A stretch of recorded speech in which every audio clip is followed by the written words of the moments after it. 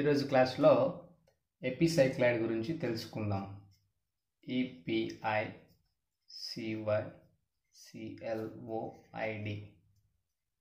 ఎపిసైక్లాయిడ్ గురించి. Question is, draw an epicycloid of a circle of diameter 50 mm which rolls outside circle of diameter 120 mm for one revolution. Also draw a tangent and normal to the epicycloid at a point of 100 mm from the center of directing circle. Circle యొక్క diameter వచ్చేసి small R 50 mm, ఇంకొక circle another circle వచ్చేసి capital R 120 mm. ముందుగా మనం theta find out చేయాలి. Theta is equal to small R by capital R into 360 degrees is equal to 50 by వాళ్ళు actual diameter ఇచ్చారు అంటే 25 బై 60 ఇంటూ 360 0 0 6 1 जा 6 6 जा ఈజ్ ఈక్వల్ టు 150 వస్తుందండి. 150 degrees వస్తుంది టీటా. సో మనం ఇప్పుడు నార్మల్గా ఒక లైన్ డ్రా చేసుకోవాలి.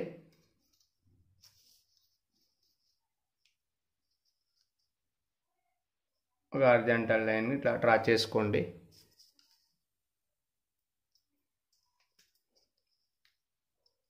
ఇక పాయింట్ నుంచి ఇలా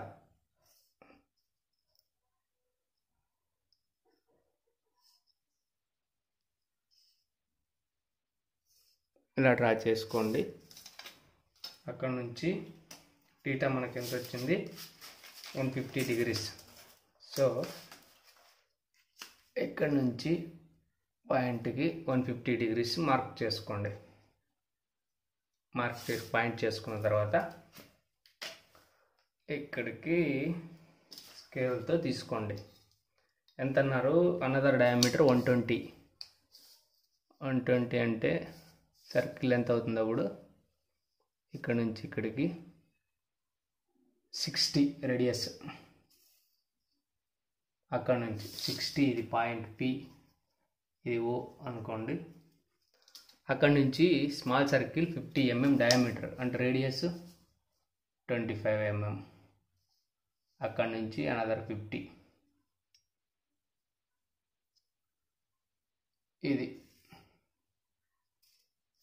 ఇది సెంటర్.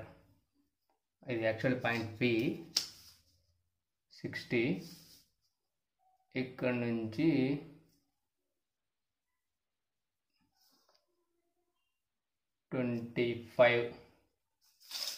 సి అని డినోట్ చేయండి. ఇప్పుడు నెక్స్ట్ సర్కిల్ డయామీటర్ 50 కాబట్టి 25తో రేడియస్ పెట్టుకొని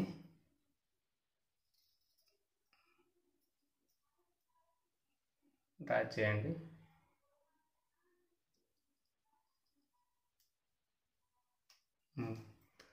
డ్రా చేసుకున్న తర్వాత లైన్ని డివైడ్ చేయండి 12 పార్ట్స్గా.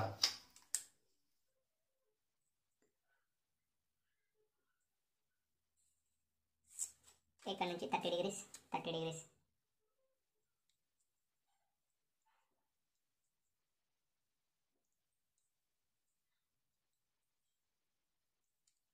సేమ్ టైం ఇక్కడ 30 వస్తుంది. డ్రా చేసుకోవాలి ఇట్లా.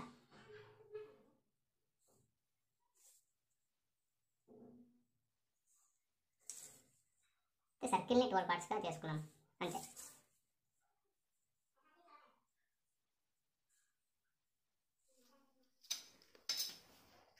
చేసుకున్న తర్వాత వీటికి నెంబరింగ్స్ ఇచ్చేసేయండి. ఎలాగైనా వేయచ్చు. 1 2 3 4 5 6 7 8 9 10 11 12 వచ్చేస్తుంది. తర్వాత ఈ పాయింట్ పి సర్కిల్ యొక్క రేడియస్ ఎంత ఉంది? ఈ నుంచి డిస్టెన్స్కు ఒక ఆర్క్ ఇలా ఎక్స్టెన్షన్ చేసుకోండి. ఎక్స్టెన్షన్ చేసుకున్న తర్వాత సర్కిల్ని ఈ సర్కిల్ని సేమ్ ఇలా డివైడ్ చేసుకోండి.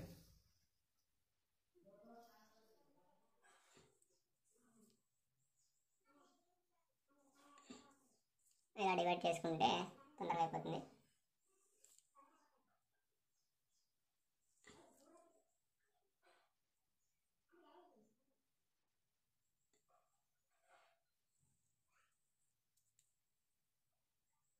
కదా నేను ఎక్స్టెన్షన్ ఈ లైన్ని ఇలా చేసుకోండి అప్ టు ఇక్కడ వరకు చేసుకున్న తర్వాత కలిపేసేయండి. కలిపేసిన తర్వాత మనకు ఇలా ఫుల్గా కలిపేసేయండి, అప్పుడే మనకు బాగా కనపడుతుంది. ఇక్కడ నుంచి సెంటర్ ఉంటుంది కదా, ఈ సెంటర్ని కూడా డ్రా చేసుకోవాలి, మర్చిపోద్దండి.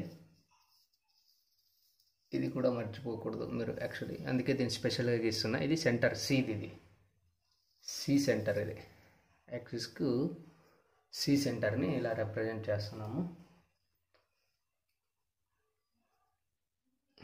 తర్వాత టీటా 150ని 12 పార్ట్స్గా చేసుకోవాలి కాబట్టి 12కు 12.5 వస్తుంది.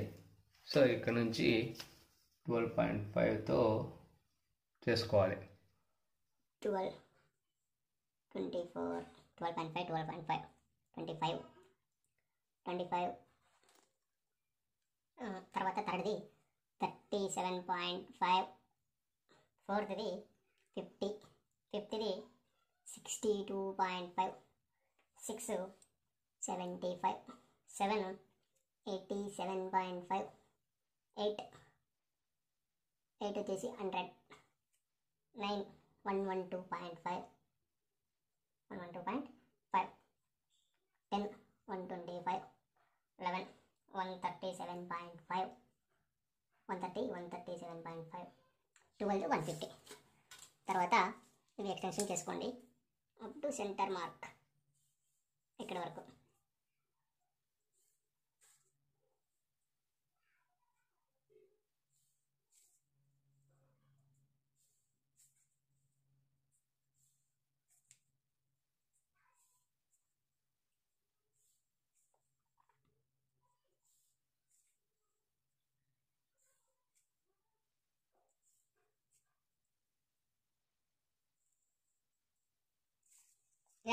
డోల్స్గా డివైడ్ చేసుకోండి.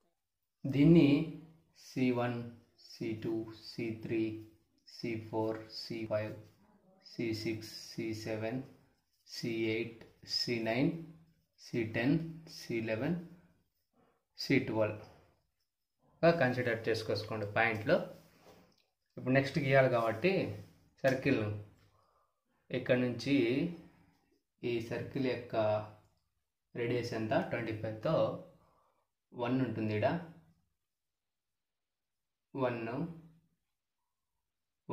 1ని కట్ చేయాలి. ఇలా 1 ఆటోమేటిక్గా సెంటర్లోనే ఉంటుంది, 25. తర్వాత 2ని కట్ చేయాలి. తర్వాత 3 ఇది కదా సర్కిల్, 1 ఇది 1.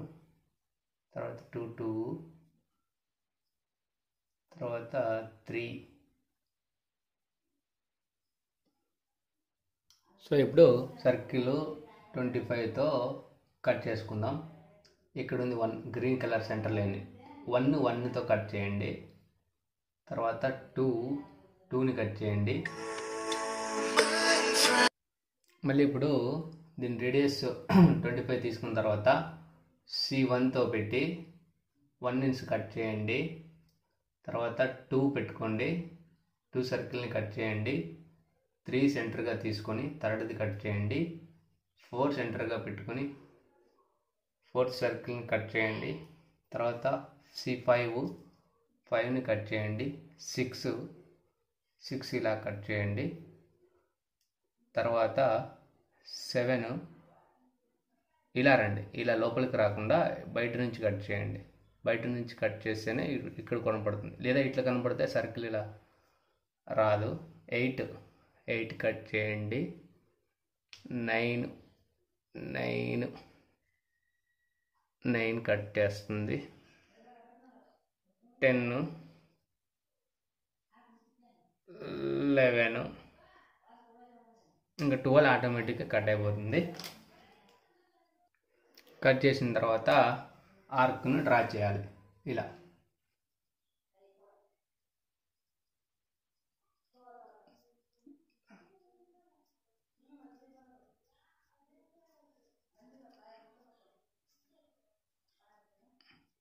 జాగ్రత్తగా పెన్సిల్తో గీసుకోండి, మళ్ళీ రబ్ అయితే రాదు.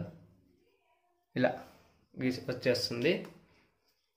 క్వశ్చన్లో draw tangent line and normal line అన్నారు, నార్మల్ టు ద ఎపిసైక్లాయిడ్ అన్నారు కదా, ఇట్లా పాయింట్ 100 mm అన్నారు.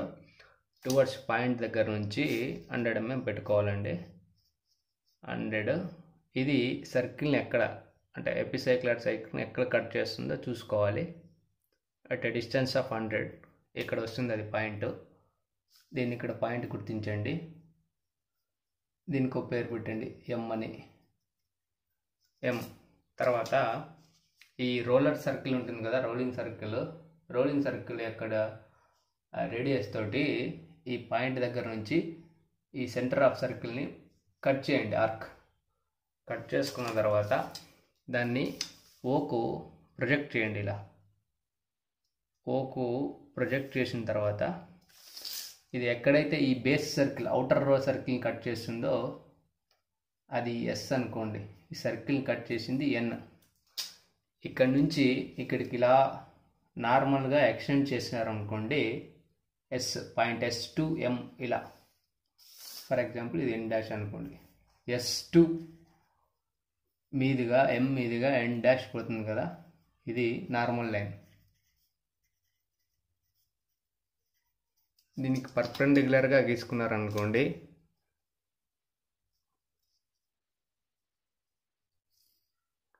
ఎం ఉంది, ఇక్కడ ఎం డాష్ అనుకోండి, ఇది M to M dash tangent line. అంతేనండి, సింపుల్. ఈ వీడియో మీకు నచ్చినట్లయితే లైక్ చేయండి, షేర్ చేయండి. ఏమైనా డౌట్స్ ఉంటే కామెంట్ సెక్షన్లో కామెంట్ చేయండి. Thank you for watching.